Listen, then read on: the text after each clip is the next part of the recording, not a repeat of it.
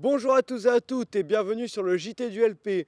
Dans cette édition, nous allons rencontrer Louis, un jeune artiste de talent, Yves, un passionné d'histoire, ainsi que Véronique et Thomas, deux fous de belle carrosserie. Accueillons sans plus attendre Nolan. Bonjour Nolan. Alors toi Nolan, tu t'es intéressé à la place des arts dans l'enseignement professionnel. Oui, à Louis qui a réussi à faire tomber tous les idées reçues, élève en mécanique, passionné du 8e art. Une rencontre haute en couleur de ce jeune dessinateur. Eh bien lançons son reportage dès maintenant. Cette exposition m'a été demandée par une professeure qui faisait une exposition de dessin. Et elle m'a demandé si je voulais y participer et j'ai dit oui. Je dessine sur tout support, cadre, de feuilles, etc. Et j'utilise de la peinture et des feutres et un peu de craie grasse pour faire les ombres. J'ai pas des techniques particulières. Mais souvent, donc, quand j'utilise la craie grasse, c'est pour faire les ombres ou quelques reflets. La peinture, c'est pour repasser sur des zones pour rattraper un peu. Depuis que je suis tout petit, en fait, je dessinais déjà un peu. Et après, il y a eu mon frère et ma soeur et un peu mon père qui dessinaient. Et ça m'a donné envie de continuer dans le dessin. Alors il y a une Porsche que j'ai dessinée pour un copain qui m'a demandé. Donc cette œuvre-là a été faite sur un cadre. J'ai utilisé de la peinture, des feutres, des craies grasses. Je l'ai fait sur un fond gris, sur une toile de 50 sur 50. J'ai une deuxième œuvre qui a été faite sur une feuille. C'est aussi pour un copain qui il voulait se le faire tatouer. J'ai utilisé des feutres et de la craie grasse. Alors oui, j'espère vivre de ma passion du dessin. Pour les années prochaines, j'envisage de partir quelque chose complètement qui a rapport avec le dessin pour dire que je m'éclate en fait dans ce que je fais et tout. En fait, après à dessiner, au début, quand j'étais petit, je dessinais que sortes de monstres. Et après, j'ai reproduit quelques œuvres, quelques dessins que j'ai vus sur Internet. Je me suis inspiré et j'ai réinventé les dessins. Et en fait, j'ai appris tout seul, sans cours ni rien.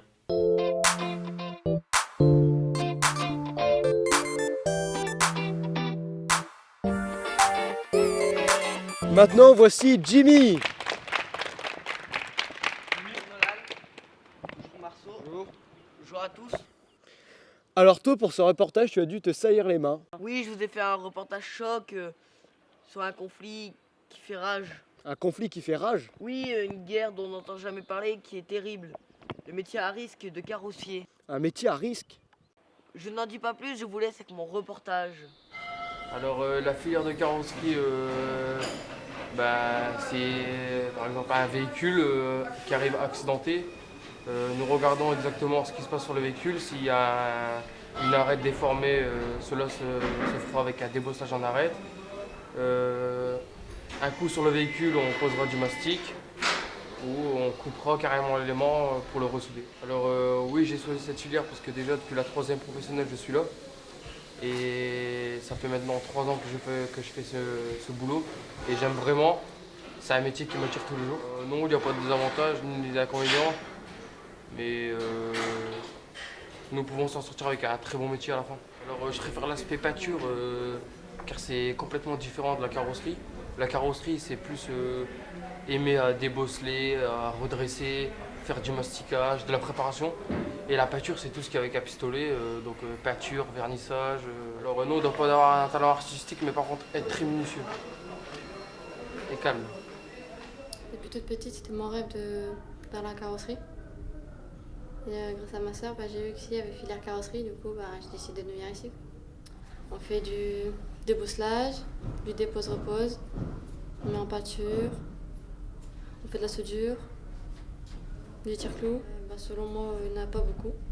Déjà dans la seule, je suis toute seule. Donc, ça dépend s'il y a des filles qui aiment déjà la carrosserie. Parce qu'il y a des filles, en fait, elles pensent que c'est un métier masculin. Moi, oui, parce qu'on met en peinture et puis sur des tonneaux, on a mis des pochoirs. Donc, c'est un aspect artistique. En fait, c'était pour une ouverture à Gauzecourt. Et on a fait des tonneaux en forme de siège. Et on a fait des pochoirs dessus, en fait. Alors, l'atelier carrosserie, donc nous ici, c'est un peu plus un atelier carrosserie-peinture. Donc, le but de ces activités, c'est justement de prendre en charge un véhicule qui est endommagé et le réparer et le repeindre pour le relivrer au client comme neuf. Alors nous ici on a des élèves de bac pro, donc seconde, première, terminale. Alors technique au niveau carrosserie, donc on a du débosselage, du redressage, donc par inertie, par choc, enfin, et puis après de la soudure, on fait aussi du vérinage, évidemment de la peinture. La part artistique, ce serait plus une notion de dextérité, de finesse. Parce que si on n'est pas minutieux dans la finalisation de ces opérations, à la fin, ça se ressent directement. Oui. Alors, oui, justement, dans le sens de la minutie. Et puis, il y a aussi une petite part d'art dans le sens où les produits de peinture ont quand même beaucoup évolué. Et il faut faire en sorte de temps en temps de transformer les couleurs des véhicules, les teintes, pour pouvoir se rapprocher au plus près de la teinte initiale. Donc plus de jaune ou plus d'une couleur primaire, parce que justement il y a une différence par rapport à la teinte du véhicule. On travaille évidemment sur des véhicules clients, mais aussi on essaye de faire passer toutes ces notions abordées sur des projets. Donc des projets qu'on expose sur des salons de la moto ou autres. Donc les fûts, ça c'est un projet qu'on fait avec les secondes. Donc ils commencent la découpe, ils réalisent des pochoirs. On fait du coup après justement un petit peu d'art dans le sens où on essaye d'associer des couleurs, mais ça c'est purement en fonction des stocks qu'on a de disponibles. Et puis on expose tout ça là-bas.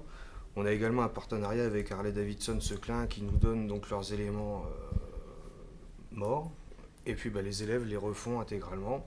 Et ensuite on passe sur de la déco perso. Donc là aussi également un peu type custom, enfin dans l'air du temps on va dire. Et maintenant voici Adrien. Bonjour Marceau. Bonjour Adrien. Bonjour Adrien. Te voici ici pour nous présenter un reportage qui va nous faire remonter dans le temps. Et oui, nous sommes allés au musée de Bapaume, le musée qui retrace l'histoire de la ville, qui nous fait passer par la préhistoire jusqu'aux histoires sombres de la Seconde Guerre mondiale. Sans plus attendre, nous allons suivre Yves, notre guide. Aujourd'hui, au musée de Bapaume, nous allons rencontrer Monsieur Liévin, qui va nous faire la visite du musée. Bonjour Monsieur Liévin. Bonjour jeune homme. Alors, expliquez-nous un peu l'histoire du musée. L'histoire du musée, disons, l'a commencé en 1961.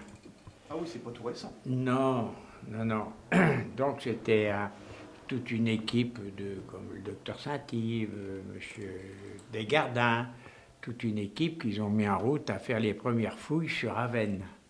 Et après, ils ont eu ce bâtiment, disons, prêté par la ville, et ils ont amené un peu les trophées de ce qu'ils trouvaient, ce qu'on leur a donné, donc ils les ont mis dans ce bâtiment.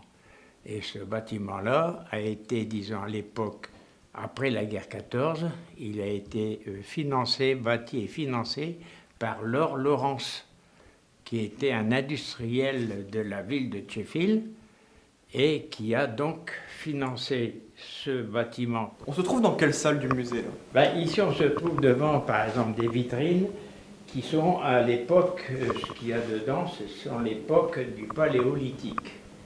Et il y a beaucoup de pierres, disons, taillées, mais non polies, des haches taillées, mais non polies. Donc ça, c'est des haches. Ça, ce sont des haches, des grattoirs, tout ce qui servait, disons, pour dépecer de la viande et tout. Et ici, vous avez un crâne, enfin un morceau de crâne, qu'on appelle l'homme de Biache, qui a été trouvé à Biache-Saint-Va. Et en réalité, c'est un moulage. Et je crois qu'il y en a 2 en France, un ici à Bapaume, mais je crois un à Paris. Oh, c'est exceptionnel de l'avoir. C'est assez exceptionnel pour une bonne raison, c'est que l'ancien président, M. Doria, c'est lui qui est à l'origine de la découverte. Et c'est pour ça que, en tant que président, il a réussi à avoir ce morceau qui date environ d'entre 150 000 et 200 000 ans. Alors dans cette salle, on voit une grande maquette. Mais à quoi correspond-elle? Alors, cette maquette correspond, disons, au plan de Bapaume et ses fortifications, disons, ont duré de 1530, 1550 à 1847. C'était Charles Quint qui est à l'origine de ces fortifications. Donc alors là, on est dans la salle de la Première Guerre mondiale, c'est ça? La Première Guerre mondiale, oui, il y a beaucoup de choses anglaises. Alors ici, vous avez une cloche qui nous a été rapportée il y a à peu près 5 ans. Et ce soldat que vous avez là, qui s'appelle Bob Egmont, a failli être tué par cette cloche en se mettant à l'abri dans une école. Quelle école à Bapaume? Je vous remercie. Merci beaucoup de Je nous vais avoir montré. vous souhaiter une bonne fin d'après-midi. Et puis, quand vous voulez, nous sommes là pour vous guider. Pour finir, voici Ryan. Bonjour Ryan, Bonjour Ryan. Bonjour. Au voleur, à l'assassin, au meurtrier, justice. Non, non, non. Oh non, arrête Ryan, il te faut encore quelques cours de théâtre. Bon d'accord, je vais laisser ma place au nouveau Molière. Place au club théâtre du lycée. Eh bien, place au club théâtre. Je m'appelle Nathan Lecoq, je suis élève de CTRM. Le club théâtre, c'est un club qui permet de nous distraire. Parce que moi, j'y vais avec des amis. J'ai intégré le club car le théâtre c'est assez intéressant pour moi. Ça permet de se détendre entre les midis, de penser à autre chose et surtout avec la convivialité. Alors, j'aime bien ce que j'aime dans le théâtre, c'est la convivialité, on s'entend bien entre nous, on s'amuse bien. J'aime bien faire un peu mettre dans la peau de d'autres personnages. Je trouve ça très sympa le théâtre. Le texte, ça dépend lesquels. Il y en a certains, ils sont très durs à apprendre, mais si les petits textes, ça va assez rapidement à apprendre. Oui, j'ai dû improviser au collège quand j'ai dû jouer l'avare de Molière. Je suis pas trop stressé sur scène, ça dépend du public. Pour l'instant, c'est vraiment les gens qui regardent, c'est vraiment les gens du club théâtre, donc on se connaît. C'est pas trop stressant, mais on n'avait pas encore passé devant beaucoup de personnes. Je joue le soldat bleu dans La Petite ONU, où je dois éviter la guerre entre les couples. Alors, le club théâtre a été initié par mon collègue Jérémy Cuvelier et il est composé donc 3 enseignants. Jérémy, ma collègue Marie-Charlotte Bonnel et moi, et des élèves de seconde et première. Alors, on travaille sur des scénettes du couple dans tous ses états. Alors, le théâtre, plus apporte aux élèves plus de prestance, plus les aide à mieux se sentir dans leur peau, les aide à ne plus avoir peur finalement de prendre la parole et voilà, et peut-être un autre contact aussi avec nous. Alors, en tant qu'enseignante, un autre rapport avec les élèves, puisqu'on est finalement un peu dans la même situation en tant qu'acteur, puisqu'on joue ensemble sur scène. Et donc, on se trouve parfois dans des rôles où on n'est plus en position du prof avec l'élève.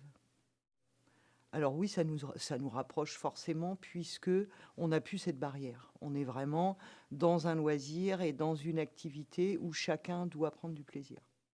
Alors, le prochain spectacle était prévu au départ en juin, mais comme on est un petit peu en retard, on va le faire juste avant les vacances de Noël. Alors, on répète en fait toutes les semaines, le jeudi midi, pendant 1 heure. Donc, on commence toujours par des petits exercices d'échauffement vocal, d'échauffement du corps.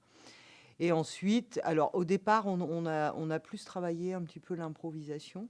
Et petit à petit, on commence à travailler des textes que les élèves, évidemment, doivent mémoriser. Et voilà la fin de ce journal. Merci de l'avoir visionné. Et maintenant, sans plus attendre, la météo du LP avec Florian. Bonjour à tous et bienvenue à la météo du LP. Pour cette matinée, ça commence mal avec une pluie qui va venir friser les cheveux des dames, aplatir ceux des hommes et salir votre maison. Mais cela ne va pas durer car pour l'après-midi et le reste de la semaine, le soleil se montre enfin.